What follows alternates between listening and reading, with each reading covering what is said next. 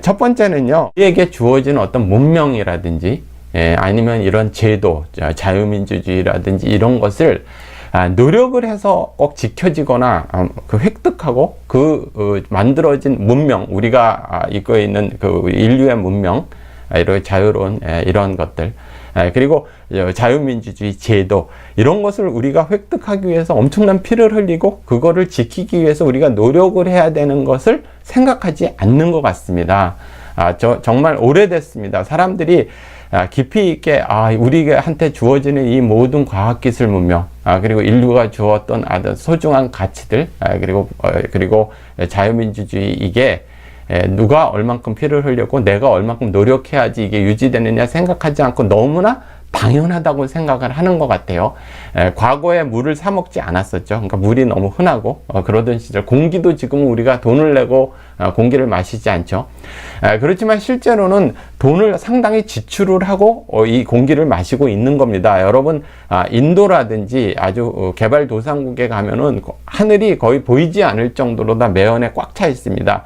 그 유해 공장이라든지 유해 물질을 양산하는 그러한 공장들이라든지 그런 제조업체를 다 거기 갖다 놓고요, 폐기물을 거기 갖다 놔가지고 요즘은 잘 사는 나라가 하늘이 맑고 공기가 깨끗한 거지, 못 사는 나라에서 맑은 공기와 하늘을 보기가 상당히 어려워졌죠. 그런 식으로 우리는 이 자유에 대해서 생각을 하지 않고, 그런데 그 자유가 아니면 이런 것이 조금만 제한을 받거나 자기의 물질 문명에 있어서 조금만 불편함이 있어, 당장 뭐 내일 지하철이 파업을 한다든지 아니면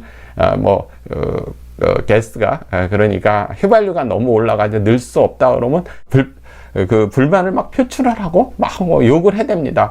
이 모든 것이 너무나 당연한 것인데 왜 나한테 주어지지 않느냐, 거기에서 생각하지 않는 것은 이 맑은 공기, 이 자유로운 세상, 아니면 내가 오늘 자동차에 집어넣는 휘발유, 내가 쓰는 전기는 우리가 굉장히 노력을 하고 우리가 가꾸어서 만들어지는 것에 대해서 생각하지 않습니다. 그냥 얻어지는 거라고 생각을 하는 거죠. 그러니까 사람들이 문명이나 제도에 대해서 깊이 있게 생각을 하지 않고 그것에 대해서 당연하다고 생각을 하는 게 이제 첫 번째 이유인데, 그게 왜 연관이 되어 있는지는 설명을 드리겠습니다. 이 작동하는 원리가 제대로 작동되고 있는가, 우리가 만드는 문명이나 자유민주주의가 제대로 작동되는가는 생각하지 않죠. 당연히 얻어주고 나만 안 불편하면은 이것은 굉장히 정상적인 거라고 생각을 하죠. 그런데 그것이 잘못되고 파괴돼서 나한테 피해가 올 때는 말을 해도 다른 사람이 듣지 않죠. 왜냐하면 자기 역시 그랬듯이 자기가 다른 사람한테 무관심하면서 자기는 혜택을 보려고만 그랬듯이 다른 사람 역시도 내가 무슨 일이 생겼을 땐 무관심하고 그 사람들은 이기적인 혜택만 보려고 하거든요. 그러니까 각자 자기가 희생자가 됐을 때는 아무도 도와줄 사람이 없는 겁니다. 우리가 얻어지는 이타적인 문명이라든지 지금 이 여러 물질 문명이라든지 이러한 것들은 우리의 노력과 희생인데, 희생하지 않고 노력하지 않았기 때문에, 그리고 남을 돕지 않았기 때문에 너무나 당연히 그렇게 되는 겁니다. 두 번째는 원리적 사고를 생각하지 않습니다. 사람들은 빠른 시간 내에 어떤 것에 인지적인 조화를 하기를 바랍니다. 어떤 원인이나 문제 현상이 생기면은 그거에 대해서 빠른 해답을 찾기를 원합니다. 그런데 세상은 그렇지 않죠. 여러분들 어떤 문제가 터졌을 때 그게 단일 한 문제 때문에 벌어지는 겁니까? 지금 이 모든 문제들이 이재명 한 놈 때문에 우리나라 민주주의가 파괴됐다, 이러면 답이 돼서 이재명 하나만 사용시키면 된다, 그러면 이런 문제들이 편가르기나 이런 게 없어지는 게 아니죠. 모든 문제에 있어서 굉장히 여러 가지가 있고 복잡합니다. 만약에 개딸들한테 한번 물어보십시오. 당신들이 존경한다는 이재명이가, 그리고 형수한테는 그렇게 쌍욕을 해대고 전과 사범이고, 그리고 저수지를 만들기 위해서 백현동, 대장동 이런 짓을 했고, 이러한 부분들은 여러분들이 존경하는 거하고 일치되지 않잖아요. 이렇게 이야기를 하면 머리가 정말 복잡하잖아요. 그러니까 그럴 리가 없다, 이것은 모두 검찰공화국에서 다 조작 날조해서 만든 편파적인 수사 결과다, 계속 그렇게 이야기를 하잖아요.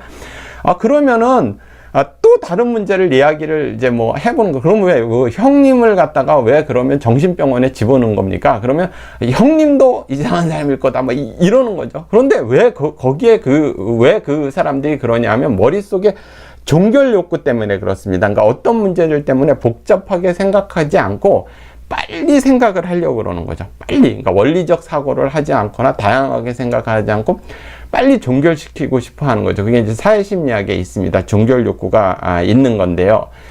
그것 때문에 사람들은 그러니까 단순한 걸 찾습니다. 그렇게 된 데에는 그러한 종결 욕구가 이렇게 된 데에는 사회가 너무나 다원화되고 뇌 속에 그 정보 체계라든지 정보를 갖다가 이렇게 담고 있고 그걸 처리할 수 있는 인간은 한계가 있습니다. 만약에 예를 들어서 어떤 사회 현상을 생각을 할 때 우리가 이 문제는 만약에 우크라이나 전쟁을 보면 우크라이나는 네오나치 문제도 있었고 핵폐기 문제도 있었고 그 과거에 러시아하고 역사적인 문제도 있었고 러시아도 옛날엔 공산주의인데 지금은 독재 국가고 거기에도 핵무기 문제가 있고 뿌리 깊은 러시아의 역사 문제도 있고 그리고 나토가 있고 미국이 있고 그리고 여러 나라들의 언론이 있고 이러한 부분들이 어떻게 서로 다이나믹하게 연결이 돼가지고 지금 전쟁을 나타나는가. 그러면 정보 처리도 그렇고 공부도 해야 되고 찾아봐야 되고 빨리 종결이 되지 않죠.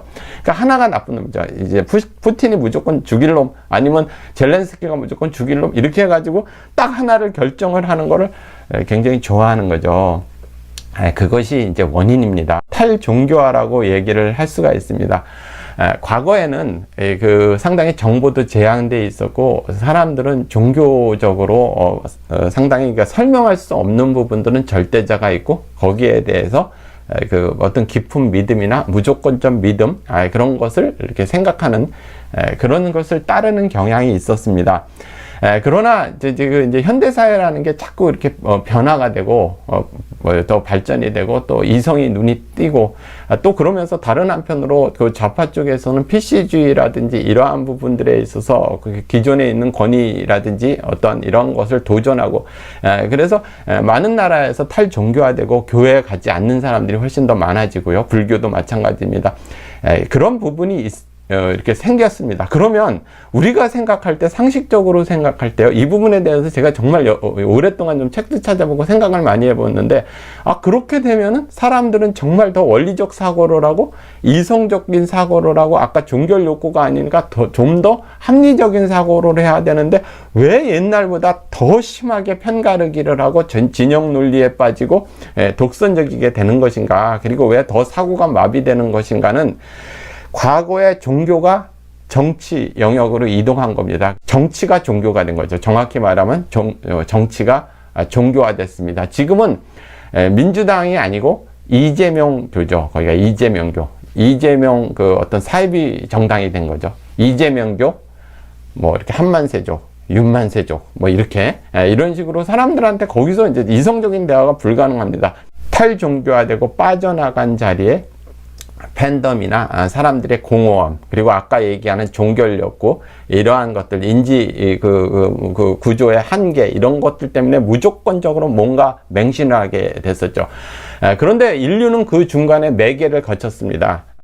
중간에 전체주의가 나오게 됐죠. 파시즘, 나치즘 이렇게 해서 사람들이 무조건적 신봉을 하게 됐는데 그 부분이 잘못됐다는 허상을 깨달고 다시 그런 탈이념 그리고 탈종교화가 됐지만 그 자리에 다시 지금은 진영 논리와 그러한 것들 팬덤 정치 그리고 적대적 그리고 그 싸움 이런 걸로 바뀌게 된 겁니다.